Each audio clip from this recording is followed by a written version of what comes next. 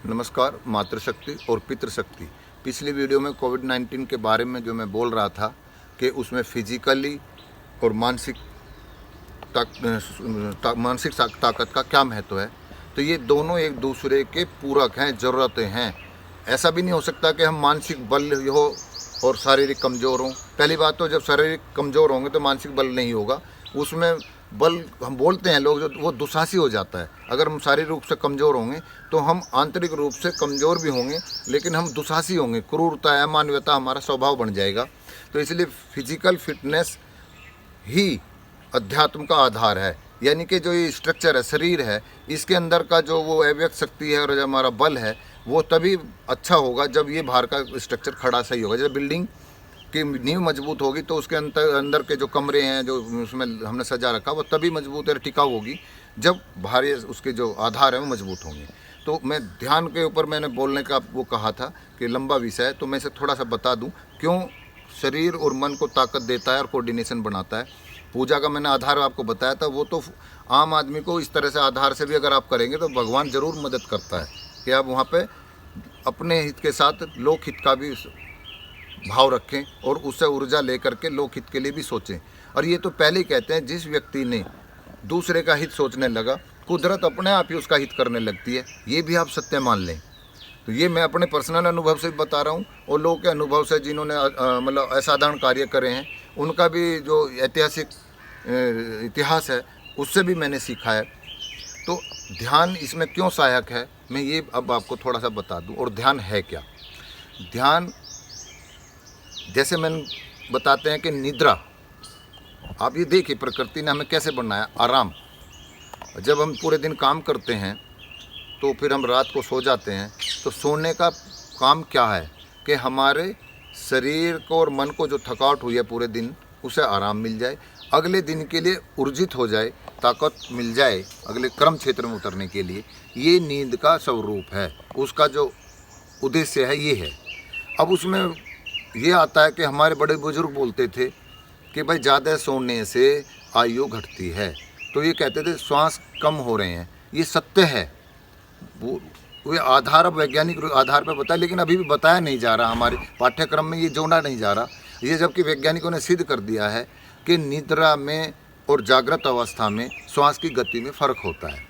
कि हम जब ज़्यादा सोते हैं तो हमारी, जैसे हम सोने जाएंगे तो हमारी जो श्वास की ब्रीदिंग रेट है पर मिनट की, वो 15-16 मिनट, 1 मिनट में 15-16 श्वास लेते हैं सोते समय। और अगर हम कर्म क्षेत्र में होते हैं, जागृत अवस्था में होते हैं, तो वे 10 से 12 श्वास होते हैं 1 मिनट में। यानी कि जागृत अवस्था में श्वास कम लेते हैं व्यक्ति तो उसकी आयु बढ़ती है। श्वास जैसे कहते हैं निश्चित है, ये निश्चित है। अब आ जाता है इसमें ध्यान का क्या रोल है।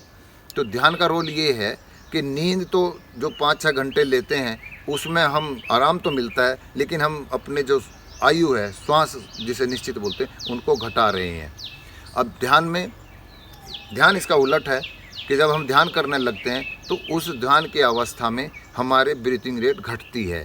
यानी कि जो हमारे शरीर और मन को जो कंजप्शन ऊर्जा खर्च हो रही है, ऑक्सीजन जिसे कहते हैं, वो कम खर्च होती है। तो हमारी आयु भी बढ़ती है और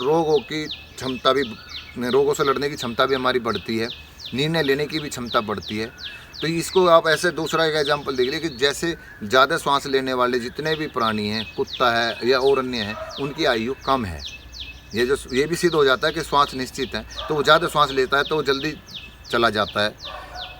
हाथी इतना विशालकाय है, वो 1 मिनट में 3 से 4 श्वास लेता है, इसलिए उसकी आयु भी ज़्यादा है। कितना विशालकाय है, तो ऑक्सीजन कंजप्शन कम कंजप्शन में वो ज़्यादा अपने आप का आधार बना कर रखता है।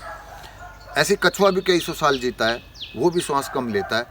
इसी को हमारे पुरखों ने, ऋषि मुनियों ने मेडिटेशन की युक्ति ढूंढी, क्योंकि हमारे जो उसमें कहा जाता है कि भाई कई वर्षों तक ध्यान साधना में बैठे रहते थे, भूख प्यास का भान नहीं रहता था। ये सत्य है कि वो इतना लंबा बैठ सकते थे और गर्मी सर्दी का उन्हें आभास भी नहीं होता था।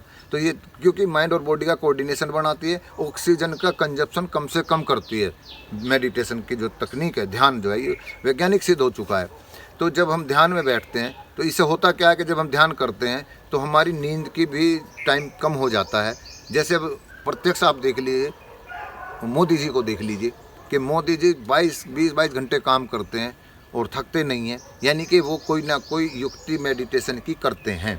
तो उससे ये फ़र्क नहीं पड़ता कि भाई आप 2 घंटे सो रहे, अगर आप साउंड स्लीप 2 घंटे ले रहे हैं और मेडिटेशन कर रहे हैं तो वो आपको रिकवर कर रहा है। मेडिटेशन उस 6 घंटे की जो हम लेकर के भी रिकवर नहीं होते, ये 15-20 मिनट का मेडिटेशन अगर हम सुबह शाम करें तो हमारे को इतनी मतलब ऊर्जा मिलती है, पॉजिटिविटी मिलती है, नकारात्मक ख़त्म हो जाती है, तो वो बहुत सहायक है।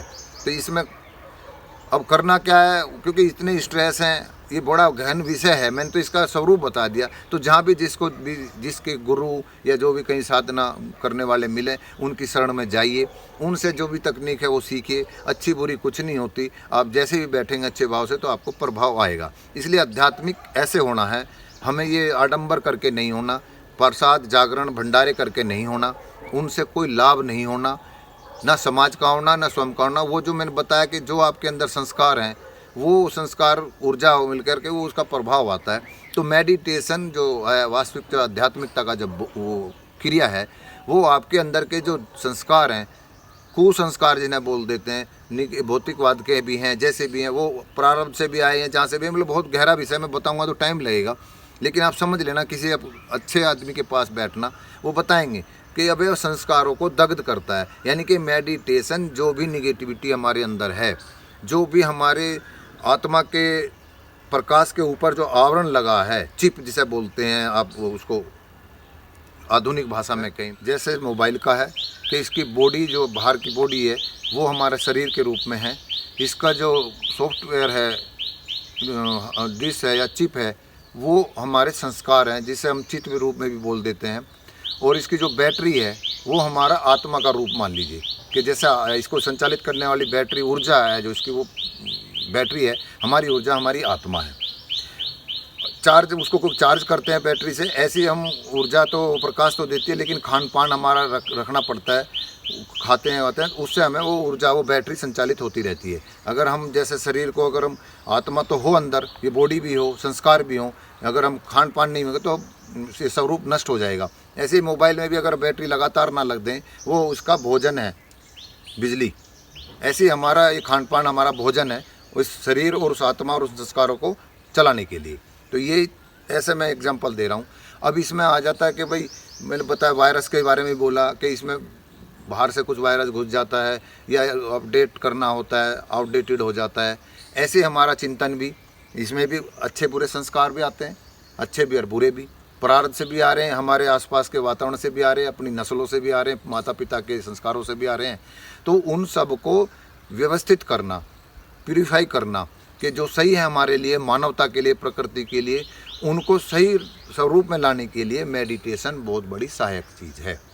तो वो मेडिटेशन यही काम करता है कि हमारे अंदर जो भी गलत चीज़ हैं, जैसे तो मैन मेड है तो हमने इसका अपडेट कर दिया, वायरस को एंटी वो कर दिया, ये कर लिया, हम भी बीमार हुई दवाई ले ली, लेकिन वे परमानेंट नहीं है, वे टेम्परेरी हैं। इसका आधार जो हमें सही करना वगैरह वो मेडिटेशन है हमारे इसमें, तो कि मेडिटेशन करके उनको दग्ध करते हैं, नकारात्मक सोच को, कुसंस्कारों को।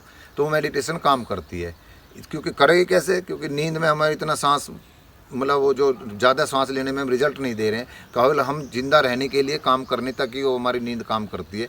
हमें प्यूरिफाई करने के लिए, अच्छा बनाने के लिए वो सहायक नहीं है। उसके लिए हम एक्स्ट्रा एक क्रिया जो हमारे पुरुषों ने, ऋषि मुनियों ने बताया, मेडिटेशन, वो करनी है। तो इसमें मेडिटेशन इस काम को करती है, यानी कि ये हमें स्वरूप में, मूल स्वरूप में लाने के लिए ये सहायक है। तो मेडिटेशन का काम बात चल गया ना कि ये माइंड बॉडी के प्यूरिफिकेशन करके इसको कोऑर्डिनेशन करती है। इतना मैं ये बताना चाह रहा था। इसका ध्यान रखें और अन्य लोगों से सीख लें, क्योंकि ये बहुत बड़ा विषय है, मैं इसमें बहुत ज़्यादा नहीं बताऊंगा। मैंने इसकी नेचर बता दिया, स्वभाव बता दिया, ध्यान क्या करता है, और हमें इस ध्यान पे ही ध्यान देना है।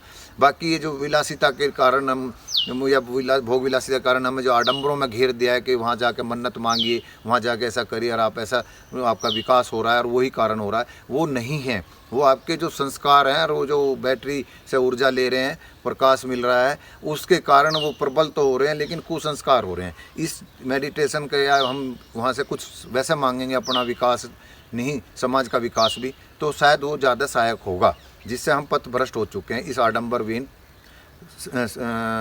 व्यवस्था में जो हमें इस समय दे रखी है हमारे इन बुद्धिजीवी धर्माचार्यों ने, तो उसका थोड़ा सा स्वरूप बदलें, उन पर ज़्यादा ध्यान ना दें, जो वास्तविकता की तरफ ले जाने का प्रयास करें उस पर ध्यान दें। ये मेरा उद्देश्य था, इतना मात्र, क्योंकि इसी के कारण ही आज हम इतने, अब आप इंसान लगा लीजिए कि मेटलिस्टिक जीवन अगर अच्छा होता तो ये डर क्यों रहे हैं भैया, ये पैसे मेटलिस्टिक वाले क्यों मर रहे हैं सबसे ज़्यादा, इन्हीं के अंदर डर क्यों है, ये आदमी से आदमी डर रहा है, मिलने से डर रहा है, फ़ोन पे बात करने से डर रहा है, इतना डरपोक हो गए हैं हम कि वायरस आया है, अरे भाई फ़ोन से थोड़ी आपके पास आ जाएगा। लेकिन इतनी दूरियां बढ़ा ली हैं, ये सोशल डिस्टेंस जो बनाया इसने, इतनी असामाजिक वाक्य है ये, इसको तुरंत ही उच्चारण भी बंद कर देना इसका, मेरे विचार से तो अगर समझो तो इसको, और मेरे भावनाओं को समझना, मेरे मर्म को समझना, मेरे कहने के अर्थ को समझना। इतने शब्दों के साथ ही दोबारा कुछ नए विचारों के साथ आपके सामने फिर आऊँगा। नमस्कार।